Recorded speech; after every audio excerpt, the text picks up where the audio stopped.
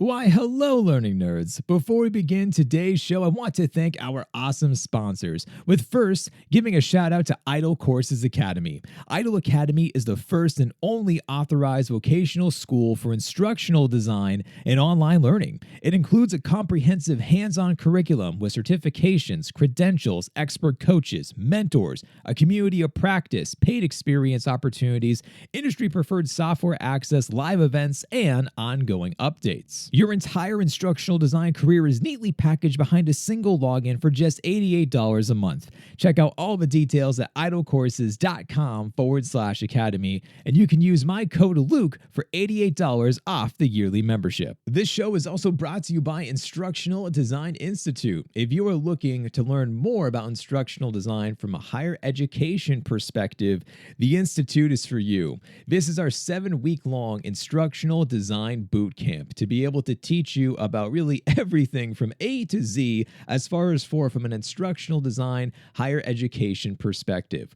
We're going to be starting off first of talking about with andragogy, how adults learn, to talking about conducting research, to then being able to design learning experiences for everybody, with the end of a 7-week program allowing you to be able to create your own type of learning experience that you can use for a portfolio. You'll also be receiving a free copy of my ebook, What I Wish I Knew Before Becoming an Instructional Designer, as well as is that I will be leaving you feedback on your assignments along with the community, the peer feedback, and of course, I'm going to be hosting weekly live workshops of talking more about the different types of topics for each week. We've had students go through the programs who work at Johns Hopkins University, University of Alabama, Southern Hampshire University, University of Florida, and many more. So whether you're an aspiring instructional designer and you want to learn more about what it's like to be an instructional designer within a higher education organization, or you are currently an instructional designer and you're looking to be able to get some feedback, some guidance, and being able to go back and transform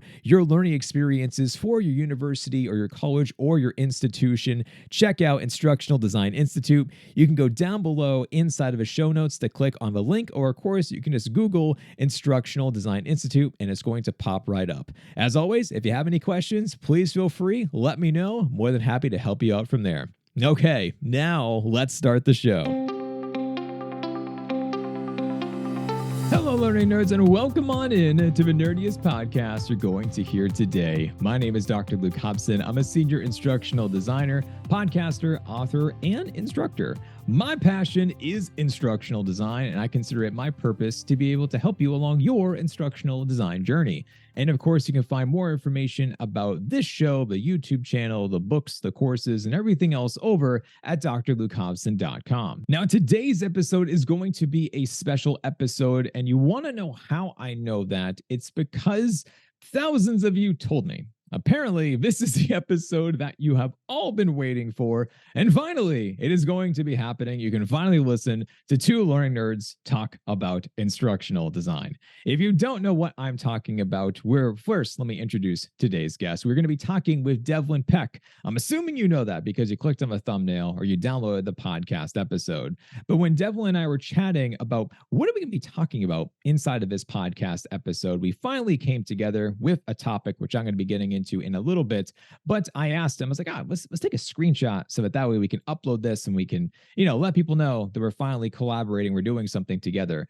And okay, totally noted. After 14,000 of you saw that screenshot and there was like 500 likes, a whole bunch of comments and shares, and clearly this is the episode that you've been wanting to see. So it was really cool to be able to see so much interaction and so much excitement built up around this. And my favorite comment by far, by the way, was on LinkedIn and talking about how this is essentially the equivalent of Marvel and DC finally coming together to make some ultimate form of collaboration. So if two learning nerds can come together and talk about instructional design and you're excited about that, then hey, happy to actually make this happen. So what can you expect to hear on today's episode? We're going to be talking more about AI and instructional design, and thinking more about how AI is going to be impacting instructional design as far as for our day-to-day tasks, talking more about the industry, ways that AI can actually support us in what it is that we do. And we're going to be talking about many different forms of examples, best use cases, and things like that, just to really give you a whole bunch of things for you to be able to take away from this podcast episode and then to go and to actually act upon it. We're also going to be talking to you about the pitfalls and the shortcomings because, of course, AI is not perfect by any means. So we're definitely going to be calling that out too and giving you a little bit more of a warning as far as for where not to go within the instructional design space. And then we're also going to be talking to you about the future. Where is this potentially going to take us within instructional design? And we're also going to be talking more about Devlin's new tool, which is Devlin.ai, which is going to be coming about. So going to be diving all in to that nerdy goodness. And you know what? I'm not going to waste any more time. So here is our conversation with the one and the only Devlin Peck. Devlin, welcome to the podcast. Hello, Luke. I'm glad to be here. Absolutely, man. Cannot wait to chat with you and to dive on in to the exciting world of AI and instructional design. But before I get ahead of myself, can you please just introduce yourself? Tell us a little bit more about who you are and what it is that you do. Sure. I am Devlin Peck, and I run a company where I help people learn new skills and become instructional designers or land new opportunities in the space more generally. You also forgot to mention that if someone Googles instructional design, all they see is you. Minor detail. Is that the case? Yeah. But yeah, I started off doing instructional design work myself as a freelancer. I was like really eager to kind of get in there and work from my laptop and travel the world. That was the vision, kind of setting out in this space. And I found out pretty early on I really liked creating content for other instructional designers. So started with some technical tutorials. And then eventually in 2019, a big post about how to become an instructional designer. And that kind of just blew up from there. And that's probably the post that most people would see on that first page of Google. Say, there you go. Once again, hats off to you, because for an individual to now be able to go on top of like the Google's SEO rankings of everything, where if you type in instructional design, you'll typically see a institution first, and then something about research or whatever, and then there's you. And it's just like every time I see you, I was like, dude, good for him, because this is not easy to do. So hats off to you. All the work you've contributed over here in instructional design land has been really cool. And of course, that's actually how I first heard about you as well too, clearly from Google, but also with YouTube. I mean, you're everywhere pertaining with YouTube. So it's been cool. Nice. Thanks, Luke. But yeah, I realized early, like you probably realized too, that like video kind of has, a lot of power to reach people and build connections with people and spread your message, help people learn. So I was so uncomfortable on video, but I like forced myself through that uncomfortable stage to try to post on YouTube regularly. And now it's been a main driver of everything, of how people learn about me, of how we reach people. Yeah, exactly. Well, you're crushing it there, and I'm sure you're going to have 100,000 subscribers by the time this video is out. So, hey, here's hoping for you. But anyway, that's not what we're talking about today. We are talking about the exciting world of AI, because before, when you and I were chatting, talking about how AI, instructional design, our worlds are colliding, and it feels like that's all we can talk about nowadays, because it's exciting, it's new, it's different. Like this is just something that we're all constantly thinking about. I'm curious, what was your first introduction to AI and all of this madness? My first introduction. I don't know the very first thing I've seen, but I guess I sensed some buzz about it, or I was like this, maybe seeing videos on my YouTube homepage of AI tools that are coming out, maybe other designers posting about AI. So I was like, I need to dive into this and figure out how, what tools are out there that we can use as instructional designers. Like, how is this going to impact our field? I mean, this was maybe at the end of 2022. So I was doing research for a YouTube video. I was like, I'll do a YouTube video, top 5 AI tools for instructional designers. I checked out maybe 20 different ones. And the first time I used like Jasper, for example, and used some of their like creative story generators and stuff like that, I was just like blown away. I like called my wife. I was like, you have to come see this. Come look at this. Like, I cannot believe this. Yeah. And this was like before I had ever seen ChatGPT. So that wasn't even on that like list of tools. But Jasper was like probably the closest thing, and I was just like, this is unreal. Oh, and then Dolly 2, like that was probably the first thing I saw where I was like, okay, wow, this is gonna change things up a bit. It's creating images from scratch. So that's probably where I started and then branched out from there. But yeah, I thought it was magic. Yeah. I mean, yeah, and that's what it kind of feels like with everything for AI, and that's why I know so many people are just like wondering, what is this? Because they're like, it is magical. You type in a phrase and you get an answer. It's like, whoa, it's data. Like it's really what it is, data generation. Like it's nothing magical, but it definitely does feel that way. And it's so interesting because, and I'm glad you were thinking about it from a perspective about instructional design and AI, because I kind of feel embarrassed to say this, but I was designing AI programs at MIT with my colleagues, and the whole time I was like, oh wow, like AI, this is so interesting. But I'd never thought about it from an instructional design perspective. I was always thinking about it from what they were teaching about, because they had their own lens on things. Oh, right. And then, of course, once everything actually does kind of explode, it's like, oh yeah, I can connect the dots here. There's clearly something that we should be paying attention to. And when this all did come about, I kind of went through some different phases about things. At first, I kind of dismissed it, saying like, maybe it's, I don't know. Some of the things I was reading about too from people also were very much so about saying how AI is like evil. Because there seems to be three camps with these things about evil. People think that it's either evil, it's demonizing it, how dare you, plagiarism, all this kind of stuff.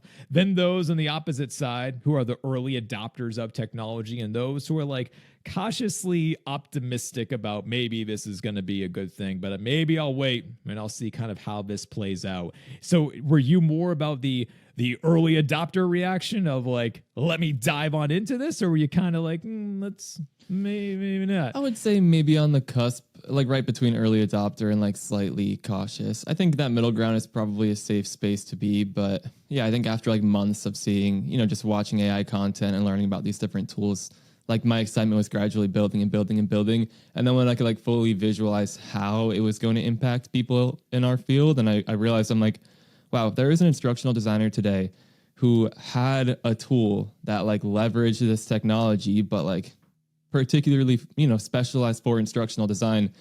If they were like on an instructional design team and they were the only ones with access to that tool, everyone would be like, what are you doing? How are you working at this speed? Like, yeah, we have like a magician on the team. So I realized that I'm like, a tool like this or a group of tools like this, it's really going to change what an instructional designer is capable of. And that is going to be valuable, and there's no like stopping that or slowing that down. So I think there's there's valid reasons to be afraid, like from the copyright perspective, and maybe even more doomsday, like AI is gonna kill us all, human sure. 2.0 or something. Yeah. But I also think with how much time AI is saving people and how much money it's saving people, like it's happening. Like we can be upset about it, but like companies are going to be using it and getting on board with it because it does massively change like how productive people can be and what one person is capable of. Yeah, exactly. It wasn't until, funny enough, it was probably in December when I really took like this full deep dive into the ChatGPT world, because a friend of mine who was constantly pinging me about why was I not using it yet. And he kept on saying, he's like, why aren't you doing this? And he would send me articles, and I'm like, I mean, maybe, I don't know. And then finally, when he was just like, look at the learning objectives that I just created in 3 seconds. It's like, what do you mean you create learning objectives in 3 seconds? And then that's when he was like, you should just use ChatGPT. Humor me, use it. And then sure enough, and of course, while they weren't perfect by any means, that's what started me down this rabbit hole of like, oh, okay. All right. Now I'm starting to see it, and that's like, aha. What was your first reaction to ChatGPT? We're obviously talking about AI broadly speaking, but ChatGPT is the one that everyone knows right now. What was your first reaction to it? I feel like I learned about ChatGPT like a few days after I had posted that first video of like top 5 AI tools for IDs. Like a few days later, I started seeing ChatGPT everywhere, and I'm like, what is this? Why is it? It sounds weird. It sounds like something like super technical. But eventually, I watched the video or like went on it and just played around. And first I was like, wow, this is surprisingly easy to get access to. But once I started giving it requests and seeing what it came up with, it was a similar thing. I was like, no way. I like called my wife. I was like, you have to look at this. Or I like generated a text to my wife to like invite her up to where I was like with ChatGPT. But yeah, it was a similar thing. I was like, we're in a new era now of technology and what's going to be possible here. Like there isn't any going back. No. So that was my reaction. I was like, this is insane. Where is this going to be in 3 months, 6 months, a year? I mean, and the first thing that I did too, like after all of that, was that, like you, I asked it to be able to craft up a response back to my buddy. To be like, and hey, by the way, can you write to my friend and tell him about now I'm finally using ChatGPT? And sure enough, it's like, you got it. It's like, I mean, to be fair, when I sent that to my wife was like, what is wrong with you? Like, why are you talking like this? Like, it definitely didn't sound like me. And it was like kind of weird, like sending a formal text like that. But it was still cool just seeing this generating this stuff from seemingly thin air. I mean, and that has been the one thing that's been really interesting that I've been liking more of Google Bard specifically. Yeah, because we can need to obviously compare and contrast the two. But with Google Bard, whenever I upload something, to be able to say, learn my writing style, and then it points about how I have like these, like there's apparently 5 types of themes that I always use for writing, apparently, as what AI tells me. And I'm like, interesting. Right. So when I say, cool, learn my writing style, and then using my writing presence, I then want you to write X for me, and it's like, you got it, and then it actually gives it to me, and I'm looking at it and like, it's pretty darn believable. Like it sounds like me. Like yeah. So have you been dabbling more of Google Bard, by the way, or have you? Not much with Google Bard. So it sounds more. I don't want to say it sounds more human because that will make everybody freak out about Terminator, but it does make it seem like it has a bit more of that emotional type of vibe to it, where it's not so strictly has to be like da da da da da kind of a thing. Yeah. And it's interesting. I've also found too, from going back and forth with Bard in particular, that it does give longer formed answers too, where ChatGPT has like a word count limit. And Google Bard, you can keep on asking and diving on in more and more and more each time. And of course, the other thing which I've been enjoying about Bard in particular is that when you do say, can you cite your sources and give me references? It can. And it's accurate and it valid. Hasn't been fake good. Yet Wow, is the key. nice. When I've yet to find a fake source, I'm like, okay, maybe we're getting somewhere. So if I can give you one thing after this conversation, it's Google Bard is definitely worth diving on in a bit more into everything. We talked about a few different ideas about how instructional designers can use AI, but where do you see this being as far as for like what topic could this have the biggest impact for supporting instructional designers? Like what type of area? Well, I have my hypotheses, but I'm doing research too. Like I have a survey I think I'm sending out tomorrow to ask a bunch of instructional designers like what they think as a whole about these things. But I would imagine storyboarding is where it could help a lot. I know that's a time-consuming task for some people. So help, and I guess I mean storyboarding like also broken down into its component tasks. So even from the learning objectives through to some sort of outline, through to the content itself, even through to animation and programming notes and things like that. So from early tests, it seems like ChatGPT was like doing pretty well with that without me even like doing it step by step. I was impressed when it's giving me programming notes for Articulate Storyline 360. I'm like, okay, nice. So storyboarding, I mean, graphic generation, I guess you could say, like, with like Midjourney and tools like that. I think that can save people a lot of time getting these like custom assets just from coming up with the right prompts and trying them enough times. Those are my 2 main ones, I would imagine. I'm curious to see what your thoughts are. It might be a little different in the higher ed space, but yeah. I mean, you said it best as far as for saying about trying. That has definitely been the thing, is that I'm going to try to do this way, see if it works. I'm going to try to do this way, maybe it won't. But to give you one example, I'm teaching a class tonight talking about andragogy, and inside of a class, we're going to be doing a live workshop. And I usually do like the same type of topics again, every time I do a workshop on X. Like I know what I want to be able to do, but I just wanted some new ideas. So I asked ChatGPT to give me 15 different ways that I can do an activity with my class tonight about andragogy. Sure enough, it did. And it gave me 15 different things that I could be asking about, different types of tips and what I can do as far as with breakout rooms or describing, Malcolm Knowles' 6 different principles of how you can break them down into different ways. And it did all these different things. And it was pretty interesting. Of course, were they all winners? Absolutely not. For some, I was just like, how do you think this could be any form of an activity besides, like, one was like almost like a multiple choice question. I was like, I told you it's a live class. We're doing a webinar. I was like, what do you, no, like, that's not going to work. But 2 out of the 15 were really solid. And I honestly could riff off of them and try to be able to brainstorm from some of them. So that's one thing that could see to be able to more about think about a type of an activity, think about a type of an assessment item that we do so much, and eventually you get into the same habit about how you do designs. Because I mean, for me, especially too for higher education, like I love scenario-based learning. I talk about that all the time, but obviously not every single assessment is going to be scenario-based learning, or else it's going to be a super boring learning experience and people are going to kind of, just fade out in the background. So what else can I do using the same content, but the same gist of the idea? How can I change that up a bit? And I've been able to do that. So yeah, I feel like that's like one of the best things that ChatGPT can do, like out of the box without a lot of like fancy like prompt engineering or anything like that. Like using it as like a brainstorming partner and using it to generate ideas for learning experiences, for content. Like I played around with, give me some questions I can answer on TikTok for instructional designers and stuff like that. So idea generation, just like as an umbrella, it's like so good and so fast for that. Just a nice, good like brainstorming partner. And I think that example too emphasizes like how important it is to still have an instructional designer like with critical thinking skills, like at the helm of this AI ship. It's like, it's not going to, everything that comes out of these tools isn't going to be a winner, and it still needs someone with expertise who knows what they're talking about, who can kind of, guide things and, get rid of things and adjust. Like that is still important. So I think that's a lot of the fear too with these new tools. It's like, we're getting replaced. There aren't going to be any more instructional designers. Maybe eventually. Depending on how this stuff like grows, but I would say for the foreseeable future, we're still going to need the instructional designers.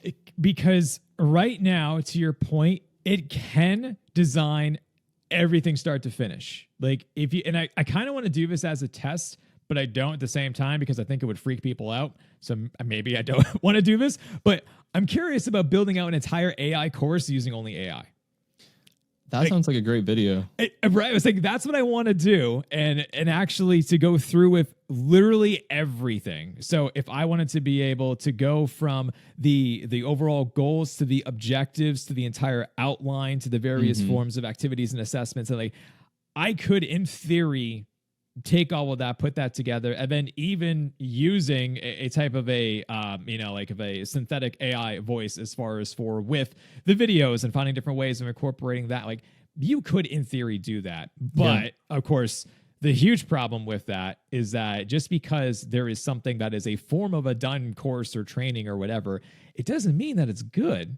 Like, I think that would be the thesis. That's what you're highlighting. It's like these tools can generate this, but look at how it is. Like, look at the output. It's not amazing. It's just like anytime you've taken an extremely boring course or training or program and it just fell flat and you didn't feel any energy from it, and there was no, there was none of that in the background that made you actually want to pursue it more after the first day. That's like what I get. It's like, it's done technically, but it's not good. Like it's just, it needs love and care. So you're kind of like, And I think that's how it's going to shake up the industry a bit. I mean, because I think there are a lot of like course farms out there where we are generating a lot of like maybe average or not so great just e-learning products. Right. That's going to be able to be, AI is going to be able to create that like relatively soon with minimal human oversight.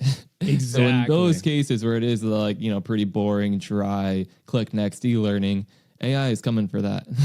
I agree. And that's fine. Like it is. I think it's good for people overall, everyone except for the people whose like livelihoods depend on churning that out. Of course. But I think it does raise the bar, or should, I would hope, raise the bar for what instructional designers are creating. Yeah, because the stigma around so much about how and this kind of goes into like more debates you see on social media talking about like, anyone can do this, anyone can do that. And it's just like, well, can we actually now take that, as you were saying? Can we really actually showcase our skills and our abilities? Because when instructional design is done right and correctly and given enough time, appreciation, and love, we can design incredible learning experiences. But if you force us into a pigeonhole and if you give us the deadline of yesterday, then it's not going to be great. like Yeah. facts. So if we can try to be able to appreciate instructional design more, maybe this is what I'm hoping, that we appreciate the folks who actually do this for a living more, then maybe we can take our different type of field to that next level. So here's hoping with that, crossing all fingers and toes there. What's one tip about AI that people aren't talking about enough yet, in your opinion? Oh, that's a tricky one. Because I see a lot of tips talked about like outside of the ID space. Yeah. But I think for IDs, it seems like when they start using ChatGPT, like my biggest tip would be like treat it like a coworker or like someone on your team, and like keep the conversation going. I've spoken to a lot of people where it's like they'll give it a prompt and it'll spit something out, and then it's like, oh, okay, I have it now.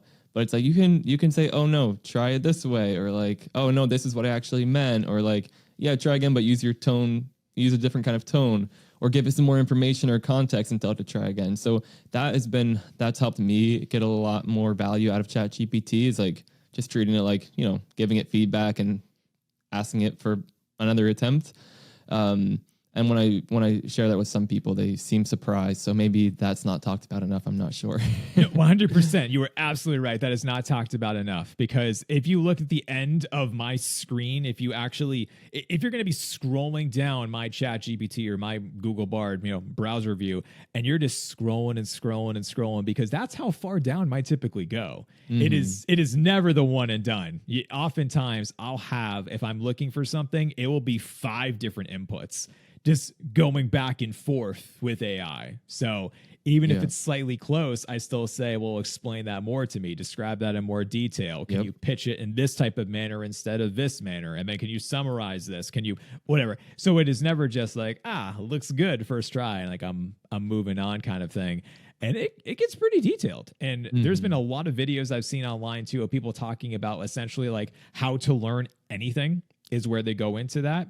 And they break it down. So there was one video, and I completely forget if I find it, I'll link to it in the show notes. But it was talking about how it's like, if you want to be able to learn a language, describe for me the basic steps of how you learn a language. And then they would take that and then basically go and like how like a drop down menu essentially to say like, okay, suggestion number 1, break that down for me in 5 steps. And then it lists like the 5, and it's just like, great. Now add more detail to step number 3. How do I do that? What resource do I go to? And you keep on going. It gets pretty crazy. Like, it's huge. You're like, okay, now that makes sense. Yeah.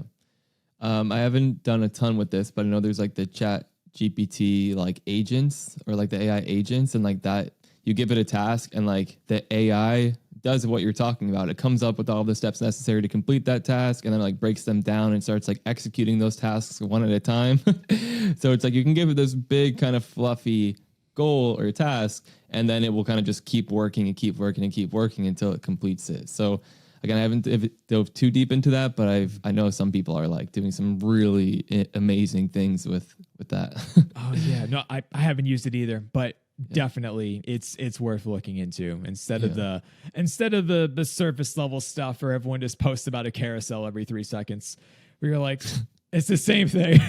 Every carousel is the exact same thing. You're like, okay, but that is definitely one we're pursuing for sure. Hey, folks, real quick, wanted to push pause on today's episode and remind you that enrollment for Instructional Design Institute is still open, and it's going to be open until August 28th. That's when the next cohort is going to be starting. If you don't know what Instructional Design Institute is, this is our 7-week-long instructional design bootcamp, being able to teach you about everything possible within instructional design and designing meaningful learning experiences, going through with andragogy, how adults learn, to backward design, learning strategies, UDL, evaluating the effectiveness of your online courses and programs. And of course, you're going to be building out your own learning experience inside of this course to be able to use for a portfolio. We're going to be diving on into all of those different forms of topics, along with, of course, that cohort, that community building aspects, just so that way you're not going to be going through this type of learning journey alone. If that sounds interesting to you and you want to be able to take these findings and bring that back to your instructional instructional design team at your university,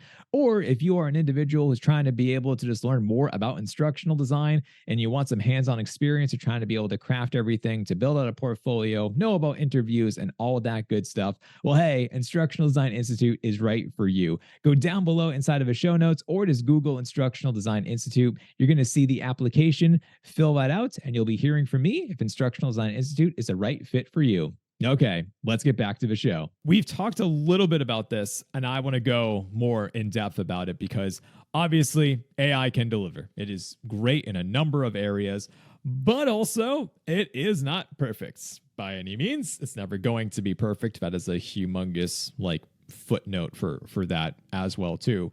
And I know for me, going back to learning objectives, even though the first time I used learning objectives and trying to be able to learn from that, well, of course, at the same time, when I asked it to create learning objectives, it used the types of understand, know, learn for those phrases that are not measurable. And you're like, oh, well, okay. Can you revise these to be more specific? Can we talk more about it from Bloom's perspective? Can we add in blah, blah, blah? And it started to get better. And it still keeps on saying other things too that I don't agree with. For instance, which is one I'm sure that everyone else also is just like, it keeps on coming about, is talking about for learning styles. Even if I say don't talk about learning styles, it will put in learning styles somewhere. And I'm like, but why? Like, what are we doing? And then even describing about, can you say the difference about something? It doesn't understand the difference between a case study and a scenario-based problem. It doesn't. It makes them interchangeable. I'm like, it's not really the case. So all that to say is a long way of saying that AI is not perfect. It can miss the mark on a few things. What have you seen from what you've been using around where you're like, oh, that's good to note. It doesn't do that very well? Yeah, this is always, I guess this is a tricky question. And I feel like the first time we ever spoke, we talked about this. It's like, where does AI fall short? It's like, it feels unfair because it's like such a new technology. And it's like, someone watching this video a year from now, they might not have any of these issues because it is like developing so rapidly. Yeah. But yeah, I think the biggest limitation I see right now is like the context length. So, like in those conversations where you have, you're scrolling down, it's like, it's only going to, at least with ChatGPT, whether it's 3.5 or 4, it will depend on how much context it can hold. But it's like, it's only going to hold the last like few thousand words, give or take. So like that is a limitation if you want it to hold like entire documents. And there are ways around that, of course, with like embedding and more technical stuff. But it's like, I'm excited for when it has like 1 million context length and like you could feed it like a 50-page PDF and start having in-depth conversations about it. And it will like hold everything in its working memory. So I'm excited for that. As far as, practical, like day-to-day use case limitations, the learning objectives thing, that was one of the first things I tried with ChatGPT, and I think it spit out like an understand this, and I'm like, okay, so that falls short. Similarly with like the image generating stuff, like again, Midjourney is one of those things where it's like from version 1 to version 5, it's like unreal how much they've already improved, and I don't even think it's like been a year that it's been out yet, but it is like prompting Midjourney. You have to be much more like careful and strategic about it feels like, than something like ChatGPT. Like you have to like learn the language a bit better. Whereas with ChatGPT, you can talk to it like it's a human almost. And there are like tricks and tips you can use around that. But I really love that like conversational interface. And it's like not quite there with some tools. It's like you're saying, I'll tell it like, oh yeah, generate a logo with one color and don't include like small details. But then it'll have like, it like won't listen to it. And maybe it'll be like a couple colors with like more details. So it's like, it isn't as precise as if I were asking a human to do that. Like it doesn't understand in the same way, but I think it's getting there, and probably within a year it will be there. I feel like that's my feeling with a lot of these AI tools. It's like, wow, this is like so good. If it was just like a bit further, like an extra 20%, like this would be, we could use this for like everything today. We got to timestamp everything for sure. Yeah. Because you're right. Because now that we're going to be for open AI, it is constantly evolving. Like there is so much happening right now that, it feels unfair to judge these products on where they are, because you're right. Like, think about where we were just a couple of years ago. Like it did obviously exist in the background, but we weren't even aware about it. We're not talking about it. The idea of making a podcast episode talking about ChatGPT for an hour is like, what? Yeah. Like, yeah. No one would have done that. Do you watch the YouTube video, YouTube channel Yes Theory? Yes. Look, Yes Theory. yes to Yes Theory. It's those guys. It's a group of familiar. people, I should say. Now, it's not just dudes. It's a group of people who they go around and they travel and they just try. I know them. Yeah, I used to watch them pretty often. Yeah. So I the haven't whole in a little while, but yeah, I used to watch them a lot. So the whole idea about like seeking discomfort, it's what they do. And if you haven't seen, for folks listening, if you haven't seen it, Yes Theory is a really incredible YouTube channel to watch people take chances, doing crazy things, traveling all the time. But they had a series that when ChatGPT first came about, they actually talked about that in the video. They planned entire trips all around the world based around what ChatGPT gave for a recommendation. And obviously that was a much older version because I'm pretty sure that was pre-pandemic is when those videos, I want to say, hopefully I'm speaking correctly, this is all from memory, but it was funny because some of the things just made absolutely no sense at all. Like they traveled to Japan and they were talking about how you should ride robots and like go into like mech fighters, and they're like, no, it's not real. like that's from an anime. It's not kind of a thing. But it would say some off the wall kind of stuff where they kept having to change things and whatnot. So when I watch those videos now, I mean, see where we're at now, it's just like, wow, if you wanted to plan an entire trip to Japan, I bet it would be incredible now. You could, yeah. It wouldn't be telling you to ride robots. It would not today. It's not telling you to go jump into mobile, Gundam or anything like that. Like it's not going down that anime road. But it's fascinating to see how far it's come. So it's interesting too because when thinking about the advancements, of course, you're thinking about this missteps. You also think too, and you mentioned this actually in your recent video talking about use cases with ChatGPT and instructional design. You talked about risks as far as for like risks and limitations, which is a good thing to bring about because it definitely the whole fake citation thing had everybody up in arms and rightfully so. You feel like you can trust this thing, and then all of a sudden you go and Google and this person's name does not exist, and it's like, yeah, okay, that's that's not great. So okay. But besides everything from a citation perspective, whatever risks have you encountered or other limitations you've seen where you're like, mental note, that's not so great? Yeah. Yeah. Speaking of the limitations, that was one of my earliest letdowns as well. I was like using a book for a YouTube video and I was asking for quotes from it, and it gave me a bunch of quotes, but they're all not actual quotes from the book. I'm like, oh, this is amazing. What page are these quotes on? They're like, oh, we can't tell you the page. So then I Googled the quote and like nothing comes up. I'm like, oh, so it just didn't exist. Oh man, it's crazy. Yeah. But other limitations, I think the big thing that like corporate, like big companies are reckoning with is like how to use these language models while protecting their data, especially with a tool like OpenAI. It makes AI so accessible. But then you're using like OpenAI servers, and I think companies like don't want their data touching another company's server. So I know a lot of these companies are like building in-house AI models to, I guess I shouldn't say a lot of companies, maybe like the biggest companies with the budgets to do this are like building their own internal versions. So we'll see how that develops and how big of a limitation that is to adoption in like the corporate space overall.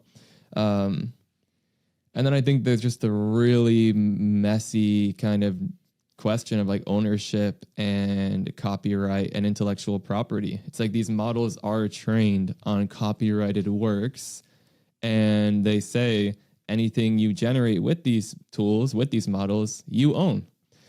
So yeah, it feels kind of weird. It's like you can tell it to generate art in the style of artists, living artists, or public figures, and then, hey, I own this now. So I have art that looks like something they can make. I generated it in 5 seconds, but it's mine. So yeah, I know there's like some case law coming out. Like there are some cases being heard where, it's like, oh no, you don't actually, no one owns anything generated by an AI tool. You cannot own it. But then there's a lot of arguments like against that. And so it's going to be a lot of, and then I think like these companies are getting sued too for using these like copyrighted or protected works. Yes. To train their models. Yeah. And those lawsuits I imagine are going to be drawing out for years or a very long time. So it's in a messy place right now. Like those kind of questions. It's like, I think it feels wrong that is happening. It's like, how is this allowed? How are you able to just take this work that you don't own and use it to train a machine that can generate work just like it? But that is the situation we're kind of in right now. Yeah, the Getty image lawsuit is the wild one. Have you seen that? I looked into what that was about.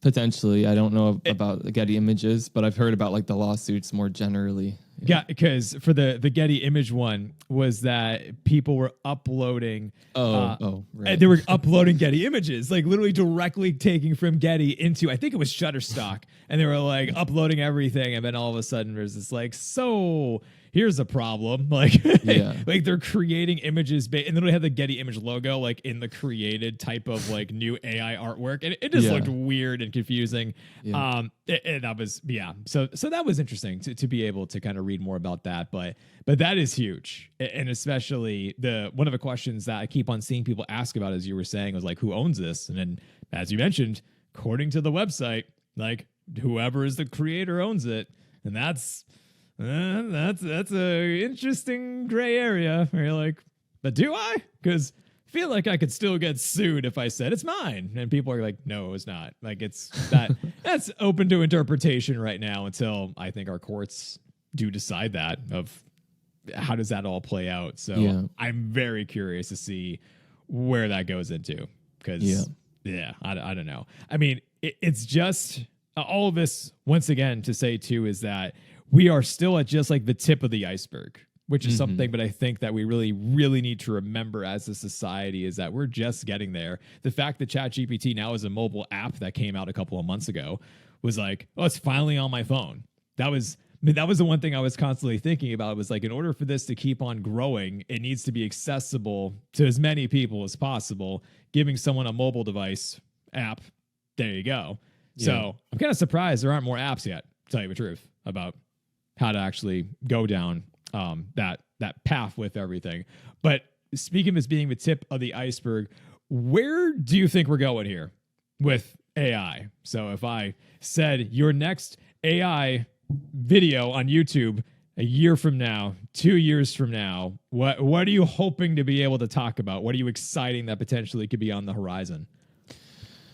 Oh, that's a big question. I mean, it's tough because it does develop so quickly. But what I have my sights set on is, and what I'm like even trying to build and starting to work with a developer on, is a tool that's like an AI sidekick for instructional designers that can help with things from A to Z.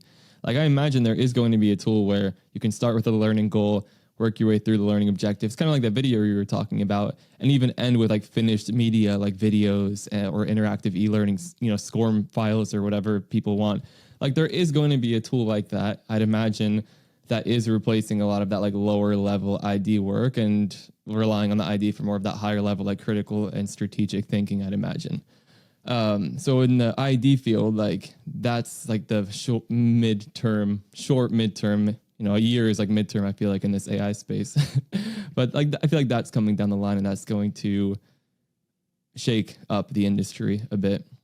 Absolutely. I'd imagine. Yeah, absolutely. I mean, what I'm excited about and really hopeful, again, crossing all fingers and toes of things, is really thinking about designing learning experiences for everybody. Because we say that, but then you go into things and you're like, well, that's not accessible. And you're like, well, that's not inclusive at all. Or like, this is super, like it's really not. So, I mean, I am super hopeful for having something to be able to help you as far as with UDL, with Universal Design for Learning, but thinking too about accessibility and DEI initiatives and everything of the sort, because I've done a few things that I actually had no idea if it was actually going to even work or not, where I was going to be taking this assessment, but then I asked it to be able to put it into a perspective of a DEI JB perspective. And then it would share with me new ways of modifying the assessment to make it more for everybody. And I was like, oh my God, I had no idea you could do that. That blew my mind. So I'm hoping that's where we go. And I hope it doesn't take like years. I hope if there's something that's like right around the corner, I'm hoping it's that. Yeah. So we'll see. Yeah. I mean, and then just, I feel like it's going to be more and more common to be interacting with these chat models for a variety of tasks. I mean, I don't know, like outside of instructional design or like professional spaces, it's like, people have like AI girlfriends now or like AI friends just like so it's like people are using it for like entertainment. People are using it to help with work tasks. Like I think that people are using it to plan travel. Like people are using it people are using it to figure out where to live. Like my wife and I will like give it all this information and ask, where in this city should we live, or like which city do you think would be the best for us, like in the world? Oh, really? I didn't know. Yeah, interesting. So I imagine that's just going to be more common, us talking to ChatGPT or a tool like ChatGPT for a variety of different tasks, and just like getting used to and comfortable with having like a AI sidekick in our pockets for whatever thing we're working on. So what did it base around? And obviously don't say your city, street, or anything, but like what did that base that around, as far as for like with crime rates or with opportunities, or like what did it say? So what I like to do is I like to tell ChatGPT to ask me questions to make a better recommendation for me. So I'll say like, hey, my wife and I are trying to decide where to live. Like we like vegan food and we want to be like have a lot of like cultural stuff that we can access and like a big airport. Before making a recommendation, ask me any questions you need answers to so that you can make the best recommendation for me. And it will ask like 15 or 20 questions. So then I just type in all the responses, like a ton of stuff. And then it'll be like, here are the three options you might like. And like gives like a paragraph for each and why it might be a good fit. That's so cool. I'd never thought about that. Yeah, it was very cool to see. And then it was like, wow, we were already thinking about one of these. And the other two were like, oh yeah, this is like really nice. So... Wow. That's interesting. All right, now I have to go into it. Reminds me of the whole like the Facebook quizzes of like, what state should you live in based around your blah blah blah. And you would always take it. Yeah, you always take it and you're like, why is it recommending this place? And it's like, well, based on what you said, you should go and live in blah. And I'm like, oh. Yeah. So that's interesting, man. I never thought about it like that. Well, I know what I'm gonna do later on today after trying to be able to do that. But I don't want to forget too that you mentioned about this new type of AI instructional design sidekick, which is Devlin.ai, if I'm not mistaken, right? Is that the name of your... That is it. It's early stages right now. Like I said, I'm doing some surveys and focus groups. I found a developer who can kind of build it as I am envisioning it right now, but I want to build it like with the community to make sure it's like solving real problems. But kind of like what you were talking about earlier, it's like this is a problem. Like ChatGPT, when we're trying to talk to it about specialized or ask it to do specialized instructional design tasks like the learning objectives or help us with strategy without talking about learning styles or things like that. I think there's a lot of opportunity there for people in different niches like instructional design to fine tune the models, to train the models, to make it more of a specialist in our field and our niche, essentially. And OpenAI doesn't make it too difficult to do that. Like they give you access to their API. So they say, hey, you can use this model as a base, the one that everyone can use, but then you can train it with hundreds or thousands of examples of what good learning objectives look like based on these prompts you might give it. And then now when you ask for a learning objective, based on the extra thousands of examples you've given it, it can give you something much more in line with like what the rest of those examples are. So you can basically take the base model, fine tune it even further to make it a better like instructional designer or instructional design assistant. So that's what I'm really excited about. That's what I've been doing, like deep diving into the API docs and thinking about how we would train the model further. But so I'm excited. I'm like, I want to build a more specialized tool for instructional designers because I can see the potential there. But I want to, of course, get feedback from the community and make sure this is something like people actually need and see which tasks people have the biggest need for it to help with right now and stuff. So it's early days. It's just a wait list right now, but in a couple of months, it might look a little different. Man, that's cool. That is awesome. I'm glad you just shared about that because that would be interesting because the number of times that I have received misinformation and then I said, no, here's the correct information. And you feed it back into everything for the AI. But the minute that you close your tab, it's gone. Yeah. And you're like, oh, no, like that's no, I just did all this work and it's just disappeared. Yeah. So that's cool to actually have like a little buddy to be able to help you out and guide you to that process. That'd be really cool. Yeah. And I think that's probably what, unless there's a new ChatGPT model that comes out and it just like is by default a specialist in all of these different things. until that day comes, I'm not sure if that day will come. I think there's a lot of potential for people. Yeah, they're like building these specialist apps that make it more better suited for like sending text messages to people, or to be an AI friend or an AI partner or whatever it is. I think that a lot of people are kind of using the base ChatGPT and then training it further for different tasks. So pretty cool that that's like another possibility. It's like it makes this model very accessible. It's not like you need to be like a machine learning guru to and build this model from scratch in order to, start working with this type of stuff if you're a developer. I mean, and that's why all this stuff blew up in the first place, was because it was accessible to everybody. I mean, all you needed to do was put in any form of a tiny prompt and it would give you something. Yes. Like that's now why we're all constantly being like, ooh, and like, so you can just talk to it like like it's just a person. Right. And it gives you useful stuff. It's pretty amazing. Yeah, it's cool. Not a person, still important note.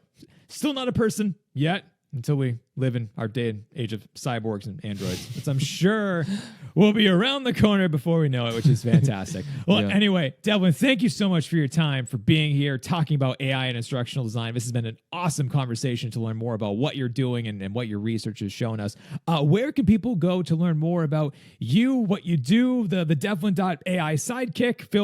Feel free to share away. Sure. Yeah, you can search Devlin Peck on YouTube to find all the videos. We're doing like a big AI playlist right now, AI NID, going through a lot of different tools and how to use them.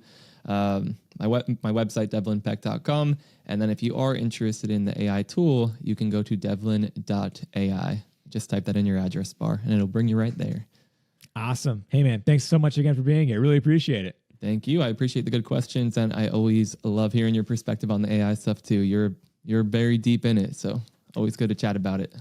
It's just like your compliment of being like, dude, you have too much time on your hands, or I'm just Googling everything. But yes, that's where to be spending your time right now. Hey, I appreciate it. I appreciate it. Thanks again. Well, my learning nerds, I hope you enjoyed today's episode of our deep dive talking about OpenAI. If you did, be sure to reach out to Devlin, say hello, and that you did like this conversation. I was going to say follow him on LinkedIn with his blog, his YouTube channel, and everything else. My best guess is that you probably are already doing that. But if you are not yet so far, and you just heard about Devlin for the first time, be sure to give him a follow and check out more over at his work at devlinpeck.com. And of course, if you got something out of this episode of learning more about OpenAI, be sure to share it. A lot of people have questions right now about AI, where we're going, and trying to be able to demystify this and just let people know, but it's not that scary. Yes, there are obviously some concerns, and we talked about them in today's episode, but at the same time too, there's a lot of benefits. There's a lot of positive changes. There's a lot of things that I am really hopeful for about how AI is going to help to transform our learning experiences. So be sure to share this episode wherever you are listening. Of course, if you did enjoy it and you enjoyed it so much that you want to be able to leave a rating for the show, I will not complain in any way, shape, or form. Whether you want to be able to leave a rating on Apple Podcasts or Spotify or wherever you are listening to this show, all reviews are certainly welcome. So thank you very much for that if you do. If you haven't already yet done so, be sure to check out my new gigantic blog post called So You Want to Become an Instructional Designer. 108 pages for free for you. If you go to drlukehobson.com, you're going to find that. A bunch of you have already read that, by the way, which is absolutely just insane to see how many of you really did dive in deep into that one. So thank you if you have already gone into there and to go through. There's a whole bunch of resources and links. I try to be able to craft for you as much as I could share with you about how to become an instructional designer and to talk about things that people aren't talking about with forming habits, with studying techniques, and then, of course, the things we should be talking more about with instructional design models and theories and frameworks and processes and all that good stuff, and a few other things as well too. So I hope you enjoy that type of free resource. And last but not least, if you want to be able to learn from me and to go through our instructional design bootcamp, be sure to apply today to Instructional Design Institute. This is definitely by far the nerdiest type of bootcamp that you're going to see, with diving on into all the different forms of instructional design and designing learning experiences. So be sure to do that today. But hey, folks, that is all I really have for you. Thank you so much for listening. And as always, stay nerdy out there. We'll talk to you next time.